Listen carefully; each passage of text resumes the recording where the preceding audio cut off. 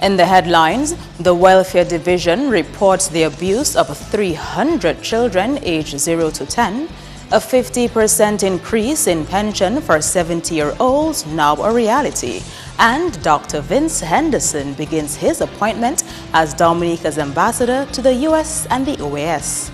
I am Andrea Lee with the Channel 5 News. Details coming up.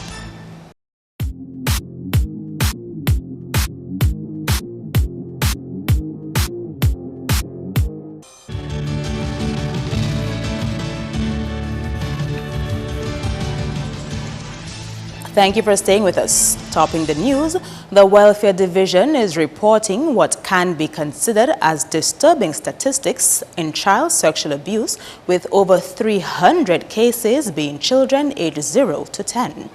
Coordinator of the Child Abuse Prevention Unit, Gemma Azzy-Lewis, released the data on Tuesday at a forensic interviewing training on child abuse and neglect. Iduna John-Baptist has that story. 1,095 cases of child abuse were recorded at the Social Welfare Division from 2010 to 2015. Sexual abuse continues to be the most reported, with 810 reported cases for that period. For the past 5 years, there have been 148 cases of sexual abuse on children 0 to 5 years and 220 cases of children 5 to 10 years. The most cases were recorded for those 11 to 15 years, that's 649.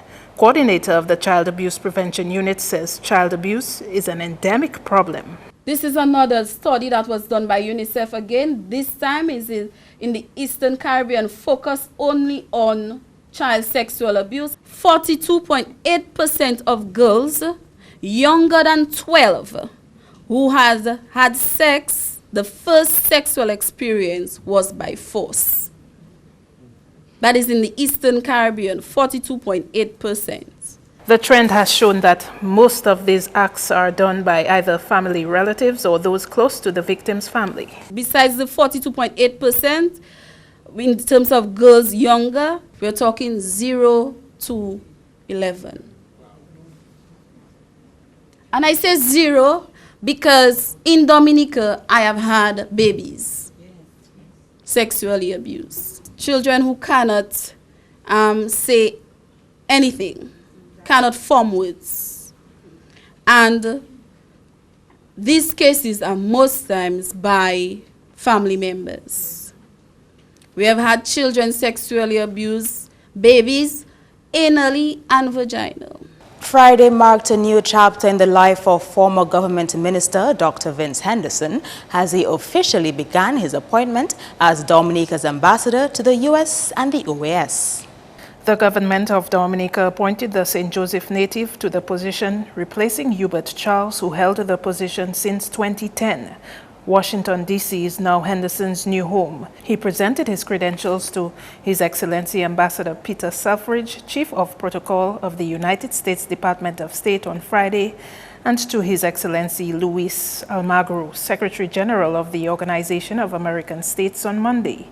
Top on Ambassador Henderson's agenda are interests in geothermal energy, climate change, and initiatives in oceans management and preservation of the island's water systems, some of the things he highlighted during his speech at Monday's ceremony, according to a government press release. He also encouraged the United States to partner with his homeland and the wider Caribbean to advance the development of geothermal energy and to help it mitigate against the impact of climate change. He will meet with U.S. President Barack Obama during a ceremony at the White House in November, where he will present his credentials to him. For the past 5 years, he has served as the country's ambassador and permanent representative to the United Nations in New York. As a government minister under the ruling Dominica Labour Party for 9 years, he served as a minister for agriculture, education, and foreign affairs. Henderson, who holds a PhD in law and policy with a focus on renewable energy policies, is the executive chair of SIDSDOC. SIDSDOC is a system set up by heads of government to encourage measures toward a sustainable energy economy within the small island developing states. A 50% increase in the non-contributory pension paid to those 70 years and over is now official. The beneficiaries received their increase at the end of September as promised. In the 2016 budget address, the Prime Minister and Minister for Finance, Roosevelt Skerrit, announced plans to discuss with Social Security the possibility of increasing its minimum pension. It was expected that that agreement would have been reached by January 2017. However, it was reached much earlier, and the increase in the minimum pension also became effective this September. Those who are paid fortnightly would have already received their first payment.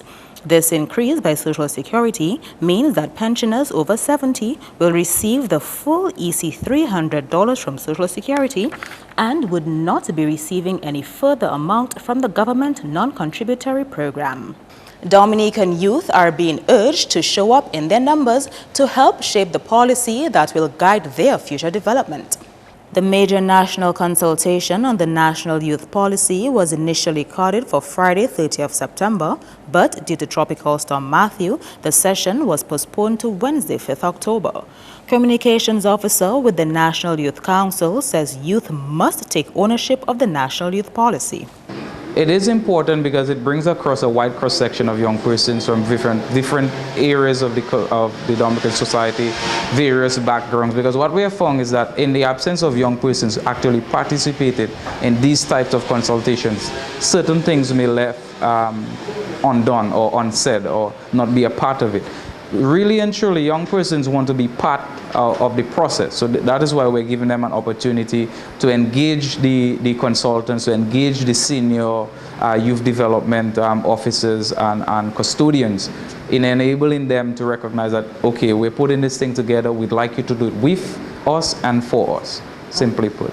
Barron says a wide cross-section of youth can help structure the policy to bring light to and reduce the number of challenges faced by youth in Dominica. What we'd like to see is that Dominica, by far and large, have a number of young persons, and it is not to say that we are not being actively engaged, but there are certain prevailing challenges facing young persons as it relates to their economic and social development, and we want the policy to represent that on paper to the government of Dominica, to the cabinet or the Commonwealth of Dominica, to ensure them and to give guidance to their policy development. If they're going to put funds into agriculture, this is what it should represent. If they're going to put funds into sports, this is what it should represent. So it is really giving direction to our leaders, really.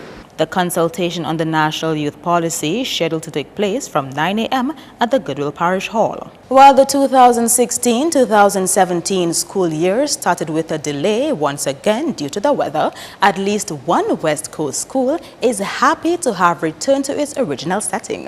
The Kulibistri Primary School was severely damaged through Tropical Storm Erica, and for the past academic year, pupils and staff were on a shift system with the Salisbury Primary School. Earlier this year, the Minister for Education announced that restoration works would be conducted on the Kulibistri Primary School over the summer to ensure its readiness for staff and pupils in September. Principal of the Kulibistri Primary School told Channel 5 News that there was almost 100% damage to the school from Tropical Storm Erica. Well, we lost about 98% of everything that we had at the school. Chairs, tables, books, computers, speakers, laptops, everything, fridge, stove, pots and pans, everything was lost. So far we have put in partitions which were not there. We have the classrooms were repainted, new doors, the windows were done again, and we are very thankful for that. And we have other parts added. We have washrooms for the teachers now and a small area for the staff as a staff room. There's some construction work happening. What is that? Yes, we also want to thank Barbados Cares. They are the one responsible for doing the fencing that's taking place right now, and the kitchenette on the other side. Despite the ongoing construction work, the staff and pupils are happy to be back at their original school building. And the children are very happy. The parents are very happy. Up to yesterday, we had individuals passing just to see the building and the structure and everything that's going on. And everybody is so very happy. And we are very thankful. And speaking of children, how many children attended Kulibistri Primary School? Well, before the storm, we had 39 students, and right now there are 43, and still maybe one or two more to come in. The Rotary Club took on the library to refurnish it with carpets and tablets and books and shelves, new shelves. They did a wall between the stage and the library. The partition was plywood. They built a new wall and it's repainted and everything, looking really nice. Another of the West Coast schools that had to receive attention was the Collyho Primary School. The works include general repairs to the school building, construction of a road leading to the school building, the paving of the front of the yard, the fencing of the entire perimeter of the school, repainting of both the interior and exterior of the building, and importantly, the construction of a new toilet block and rehabilitation of the pedestrian bridge.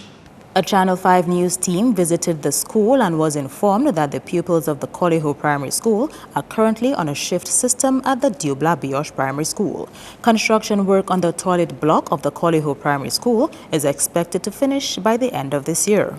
Tourism Minister Robert Tong is optimistic going into the new cruise season since, according to him, both tourism stakeholders and cruise executives are buying into Dominica's new set of measures. Here again is Dino John Baptist. The MV Celebrity Summit is the first ship scheduled to dock on the island for the 2016-2017 cruise season on October 26.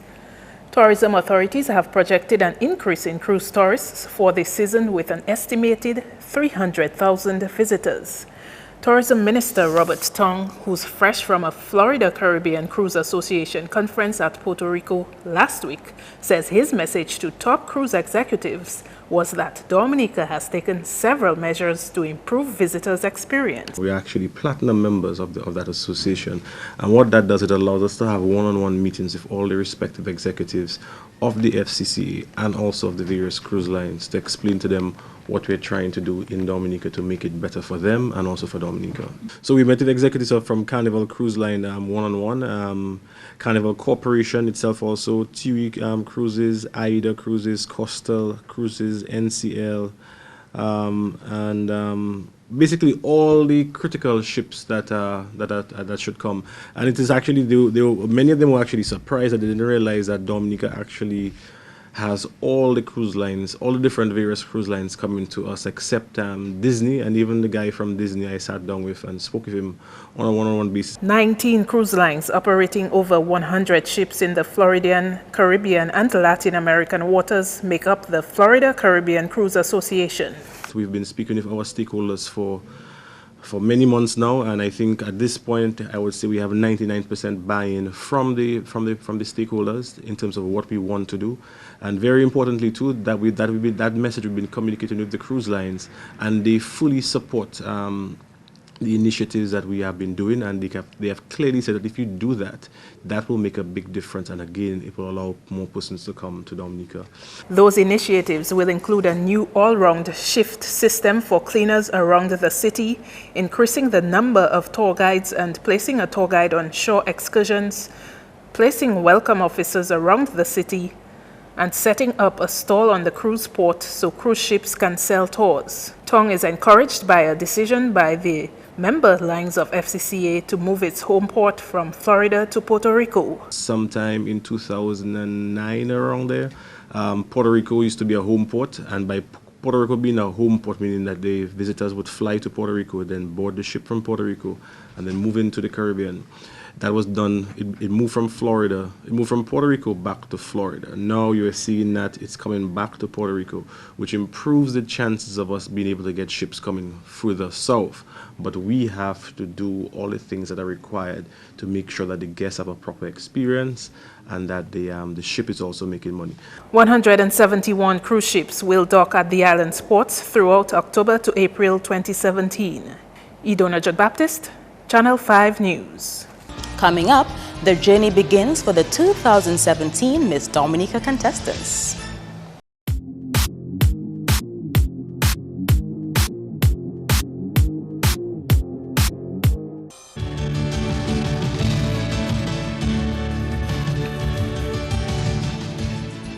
Welcome back. A new school is expected to be constructed next year with the aim of setting a positive example for other schools on island. International President of the Maharishi University of Management, Bevan Morris, has announced plans to extend his work in education to Dominica. Students will be taught the importance of meditation in between classes. Yoga instructor Dr. Lucia John will act as assistant to Morris during this project. What would make that school special is that instead of giving the information to the student, just give it, let them, and they receive it, we would develop their mental potential so they absorb information like sponges. Dr. John says now that the OK has been granted by the president of the university, they are currently going through the necessary steps, which include the Ministry of Education and government, to get the facility established. The school will be open to foreign and local students. This will be the only school of its kind in the area, in the whole of the Caribbean. So I think we will get children from other islands coming in and also children from Dominica. One thing that is special about a school like this is we do not choose, we don't pick and choose. Whoever comes, we receive them, but you improve their ability to learn. You improve their memory, their recall, you improve their ability to focus. And look at a child who is brilliant but cannot focus. And look at a child who is still brilliant but can't focus. You see the difference that gives. That school in the U.S., the Maharishi School of the Age of Enlightenment in Fairfield, Iowa, when they go to science fairs, they do not win, they sweep.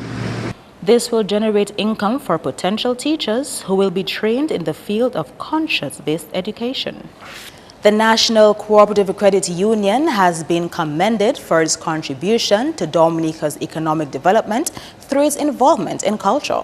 The Minister for Tourism made the remarks when he addressed the launching of the NCCU Calypso show on Monday. This event is another manifestation of your investment in the country and the people of this nation. Taking something of a storied past and creating more value out of it. These events are extending the window for visitors to come to Dominica and experience the great entertainment. As a matter of fact, when we promote, we speak of 8 days of entertainment encompassing Creole in the Park, NCCU Calypso competition, and the World Creole Music Festival. By extending this window, you are also increasing the opportunity for people to spend their foreign currency. So this event is having a positive impact on the economy. Chairman of the Calypso Committee says the 5-year-old competition is meeting its 3-pronged objective. The Calypso show was designated to produce, among other things, 3 results. 1, rejuvenate the Calypso art form. Number 2, expose and cultivate Dominican talent. And 3, create an export product for Dominica. In our humble opinion, we've achieved the following. First, rejuvenate the art form. This has been realized by having the Calypso as part of the narrative for the independence season. Number 2, expose and cultivate Dominican talent. We have seen new talents come to the fore. And of course, creating an export product for Dominica, this 3rd goal is currently a work in progress. Meantime, Anton Whiteferry Joseph of Grand Four and T-Orchestre will be looking to retain their Calypso champions titles on the night of the competition scheduled for 2nd November. 10 artists will go up against Anton Joseph, who will be performing at number 3. The artists are Dexter Peltier, Jude Deloney, Delma Daniel, Christopher Sylvester, Val Coffey, Charles Leatham, Jude Dorset, Kelly Williams, Murphy John Jules, and John Mark. While in the band segment of the competition, which was introduced in 2014, Breve, Signal Band, and Lucas Band will be attempting to stop a 2nd consecutive win by T-Orchestre, which will be performing 3rd on the night of the competition, scheduled to take place from 8:30 at the Pottersville Savannah. The journey to the throne has officially begun for 7 young ladies in the running for the 2017 Miss Dominica crown. They were introduced to the public for the first time after signing their contracts on Friday at the Festival Jam session on the Roseau Bayfront. Hailing from the dynamic community of Maho, I am a 21-year-old Carla Henry, an administrative assistant at the Signman Limited. I intend to pay my citizenship dues by shining light on my platform, which is protecting the vulnerable in our society. As it is my firm belief that in order to be a unified nation, we ought to be our brother's keeper, especially to those who aren't able to be a voice for themselves. Zephyr Baron is my name, and I am your contestant number 2 in the upcoming Miss Dominica pageant. Hailing from the scenic fishing community of Fonsenja at 22 years of age, I am currently employed as a Fisheries Liaison Officer at the Fisheries Division. For this year's journey to the throne, I have chosen to highlight gender equity, empowering our men for a well-balanced society. I am 23-year-old Gabrielle Caroline Abraham from the vibrant and large community of Goodwill. Currently, I am employed at DOMLEC as a Geographic Information System Technician, where on a regular basis you could catch me on the field in my steel-toe boots. My platform for the show is developing the nation's youth through music, one note at a time. My name is Teresa Lewis, and I am a 23-year-old teacher at the Goodwill Primary School. I am representing my community, Blue City, Bath State. My platform is bringing the awareness of special education within the education system. I am 24-year-old Katisha Joseph from the historic and fishing community of Massac. I work at the Office of the Director of Public Prosecutions, where I provide administrative support to both state attorneys and police prosecutors. My platform is Triumph of Justice, continuing to fight on behalf of our youth. I am 22-year-old Esther Francis from the beautiful community of Goodwill. Currently, I am an entrepreneur and founder of Esteem Beauty Services, EBS. My platform is encouraging women empowerment through the inspiring of young girls to be strong, smart, and ambitious. A fiery Sagittarius, I am 24-year-old Jade Romain from the quaint community of Gutter Village in Goodwill.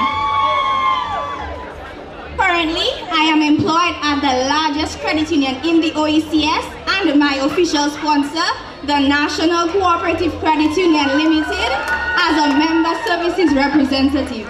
I am no stranger to trials and tribulations. As for most of my life, I have witnessed firsthand my mother's battle with schizophrenia. That is why I have selected mental illness as my platform. And Dominicans will get a chance to reflect on where we are as a nation in terms of development, cultural heritage and practices on Thursday evening. Officer in charge at the UE Open Campus, Kimon Joseph, says the 5th EO Libla lecture will be hosted in collaboration with the Cultural Division. We are very fortunate this year to have with us Mr. Vladimir Lucien. And Vladimir Lucien is a St. Lucian. He's an actor, a poet, and author. And he will be speaking to us this year on the topic, Folk Songs Have No Authors, Creative Force and the Individual Talent in Caribbean Arts and Culture.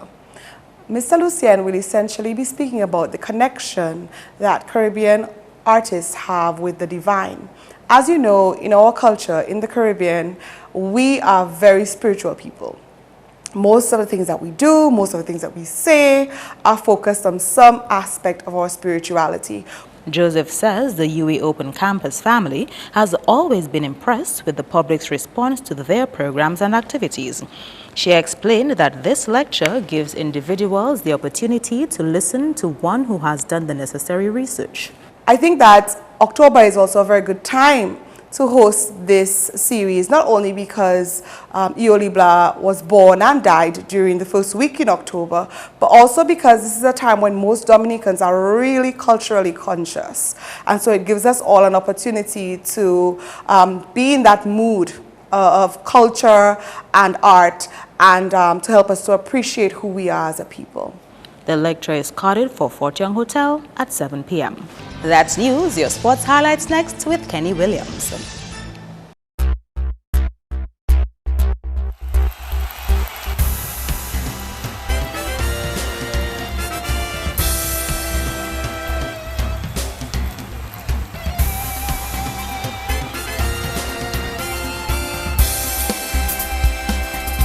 In cricket, former West Indies captain Dwayne Bravo has lashed out against the West Indies Cricket Board following its decision to sack head coach Phil Simmons just before the team left for the tour of the United Arab Emirates.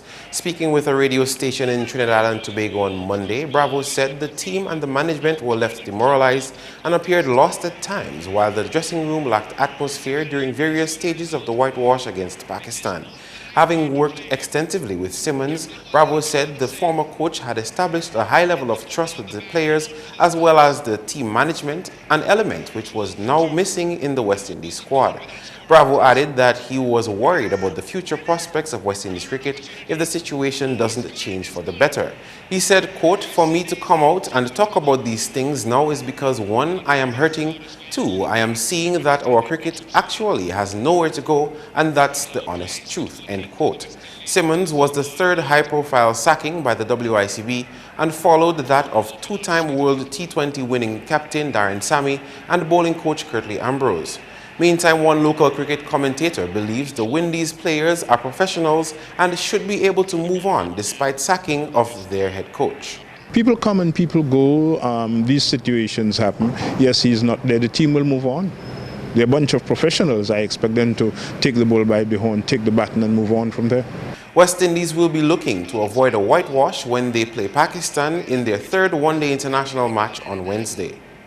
On to football, where one match is scheduled for play in action from the 2016 Flow Premier League on Wednesday. Bathurst State Football Club will come up against Tajiko Southeast at Benjamin's Park. Kickoff is at 6 p.m. We come back to the cricket scene where Vishal Singh added 96 to help West Indies A reach 276 runs batting first against Sri Lanka in an unofficial test match on Tuesday. Other notable mentions were Shamar Brooks with 65, Kemar Roach 45 not out, and Kiran Powell 36. With 1 over bowled, the Sri Lankan side did not produce any runs by the close of play on day 1. The game continues on Wednesday.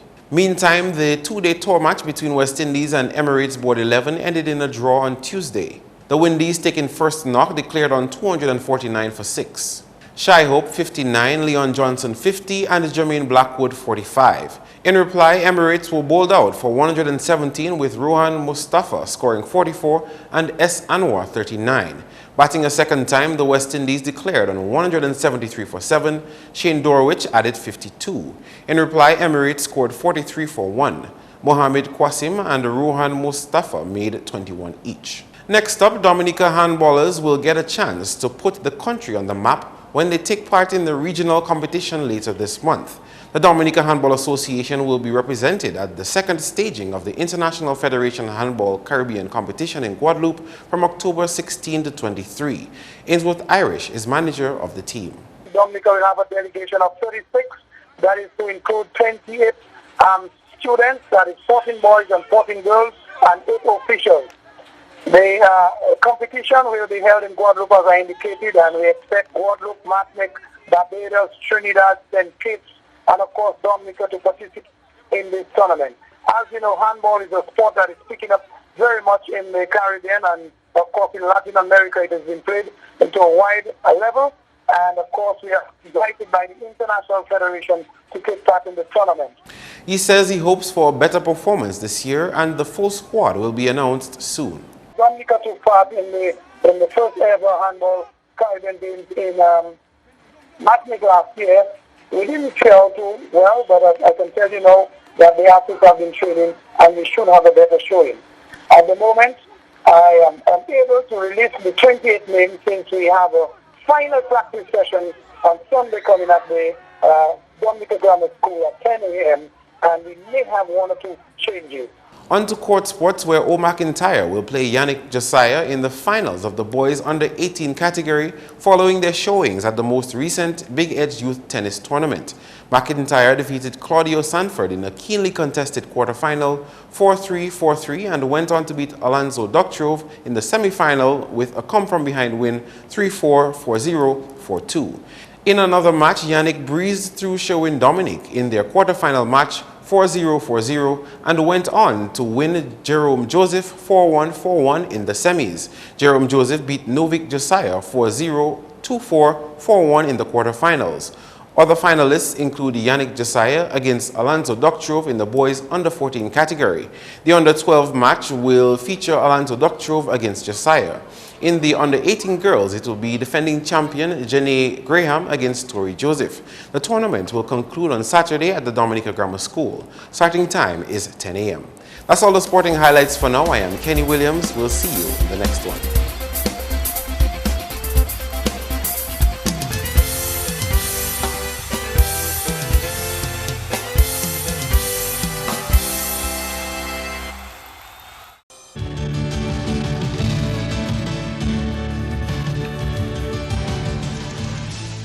Your weather report is next.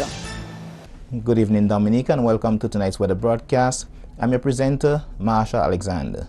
We begin by taking a look at earlier infrared satellite imagery and what it showed. This area of convection associated with a tropical wave expected to approach the area by Wednesday into Thursday.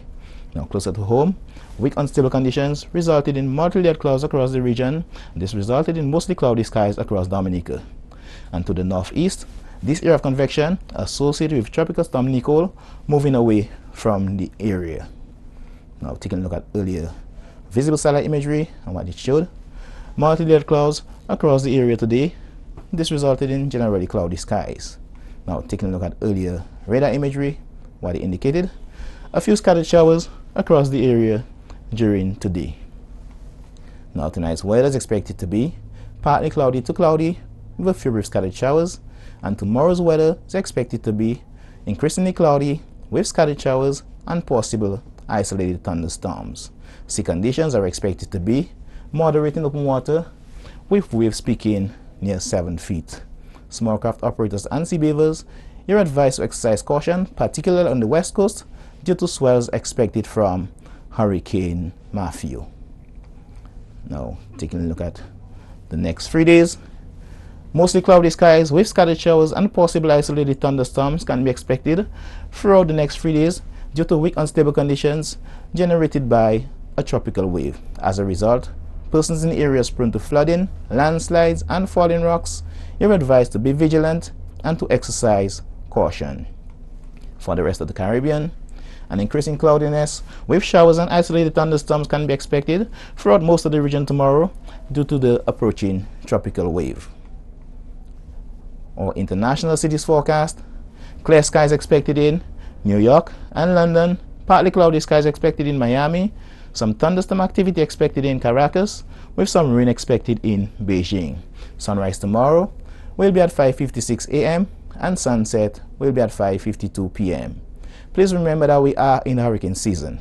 For more information, you can call the weather hotline at 447-5555 or visit our website at weather.gov.dm. Thanks for viewing. Have a good night.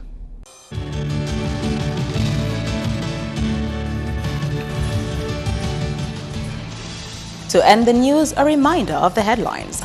The Welfare Division reports the abuse of 300 children aged 0 to 10.